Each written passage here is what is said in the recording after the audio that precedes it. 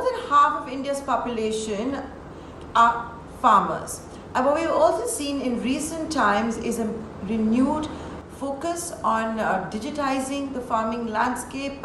We've seen the mushrooming of several agri-tech startups. But what's different this time round is that right down from the Prime Minister's office, there is excitement when it comes to agri-tech. You heard agri-tech being talked about by the Prime Minister himself and Finance Minister Nirmala Sitharaman while announcing the 20 lakh crore rupee economic package.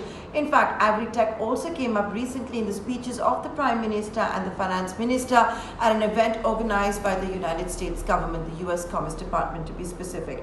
So today my next guest is someone who is in the agri-tech space, co-founder of Unnati, Amit Sinha. He used to be the Chief Operating Officer at Paytm Mall, but now is looking to empower farmers across the length and breadth of India. Amit, good to have you back on Startup Central, this time not as a Paytm Mall CEO, but donning the hat of a co-founder at Unnati.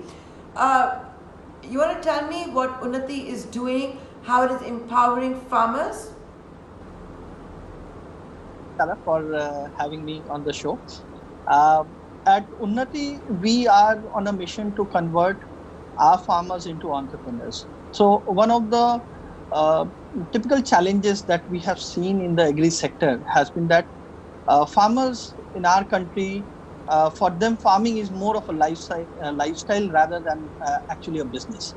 And one of the key beliefs that we have is that this is where perhaps a lot of the innovations that people are trying to bring are actually not adopted enough by the farmers, and in turn which leads to the farmers not being able to increase their income and making farming properly remunerative for themselves. And that is the mission of Unnati, to provide the farmers with enough tools of modern business to make their farming as a business and farmers as an entrepreneur, so that they can make the most out of the opportunities that are being thrown up today, and they are able to convert themselves into a modern business, something which our platform helps them to do a lot. And that is where Unnati comes in, and we are hoping that we will be able to. Yeah. So Amit, sorry to interject there. If you could just elaborate a bit. When you say you want them to be entrepreneurs, can you explain what does that mean? Does that mean that they are farmers who grow their own produce and become entrepreneurs by selling directly, or what? What exactly do you mean? So when we say that we are making farmers into an entrepreneur, one of the key things that we do is offer them digital tools to manage his business in a much better way. See, at the end of the day, farming is a business for the farmer, and that is how it should be treated. So farmers should be able to get the factors of production for himself, like the agri inputs, the financial services and all, at a much better rate, and things which are tailored to the farmer's requirement and very specific needs. Secondly, he should be able to go ahead and sell his output to a much wider audience, which will help them get better remuneration. And all of these things are thankfully being facilitated very well by the regulatory changes that we are seeing in the recent past from the government. And also the technology helps reach a much wider audience. And while the farmers individually are running small businesses of their own, our platform enables them to do at a much better scale and in a more structured way. And so in terms of the services, farmers can avail credit facilities at a much better rate than the market. They can go ahead and source quality inputs. Amit, all of this, but are you therefore, I would imagine therefore that Unnati, which in English means improvement, are you empowering the larger farmers, which are also the richer ones, more educated ones? Is that the idea, or are you really going down the value chain? Are you addressing the bottom of the pyramid?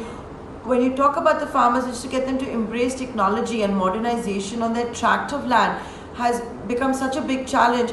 You're trying to tell me that you're trying to get them to adopt digital tools which they're completely unfamiliar with. What is your target?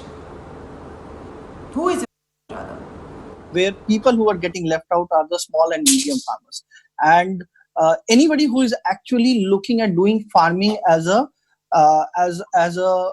key source of income for themselves. So there might be a lot of farmers who are very small, or maybe for them farming is not as critical and they want to move out of farming. Our services won't make too much of a sense for them.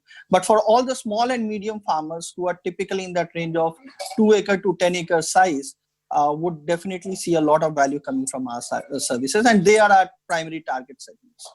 So in fact, till now we have already worked with more than 2.5 lakh farmers, and these are on an average 4 acre landholding size. 4 acre landholding size, let's be honest, Amit, is very, very large when we talk about farmers. And I understand that right now, to go completely down the value chain is very difficult. I understand that, small fragmented land pieces, usually family tussles, and those are the really, really poor ones, and that will be a big challenge. But give me an example, because tell me an example, an anecdote. You've got 250,000 smart farmers. Your startup is about a year old. How have you changed their lives? Can you give us an example, because that would be interesting to know. Sure. So I'll tell you, it's a very in our platform we go ahead and enable the farmer first with a card. Okay, this card enables him to first purchase inputs at a price which is lower than the market, and also gives him the price sort of peace of mind. I'll tell you how. Agriculture is a very seasonal activity. So what happens, and traditionally where farmers have seen a lot of challenges in accessing agri inputs, is that during the peak season their prices would go up significantly. What we do is commit a certain price to the farmers right at the start of the season, because that is the time when they go ahead and sort of confirm on a certain amount of and a certain crop that they are going to do. Now, using those cards, then they can avail of facilities of purchasing inputs at any of our partner centers. Okay. Now, what it does for the farmer is that he doesn't need to every day think about what is the price going to be of the products and how it is going to be impacted during the peak season. He can sit back and relax, because he knows at what price he is going to get this product. Secondly, what happens is, now once the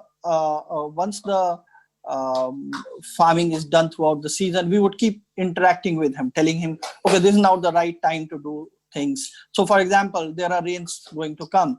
So we would go ahead and tell him, don't apply any particular, say, let's say a fertilizer or something over the next 3 to 4 days, because it's going to rain and it might get washed off, and you will end up losing sort of the fertilizer that you have actually put onto your farm. They listen to you? But they do listen to you. Do they listen to you? Definitely, because they listen to you? They do listen to us, Nayantara. And the primary reason for that is because we don't tell them or give them a gyan that this is how you should do farming. They know it better than us, honestly. And they also know that they know it better than us, because they know their soil conditions and everything better. Where our intervention makes sense for them is when it is coupled with the contextual information of saying that, okay, you are now buying this fertilizer. Please don't use it for the next 3 days, because there is a rain going to be coming for the next 3 to 4 days, and it will wash off your thing. So as long as the information in contextual for him, he will be happily using it. And Amit, definitely we don't charge anything for the... Amit, what I'm struggling to understand...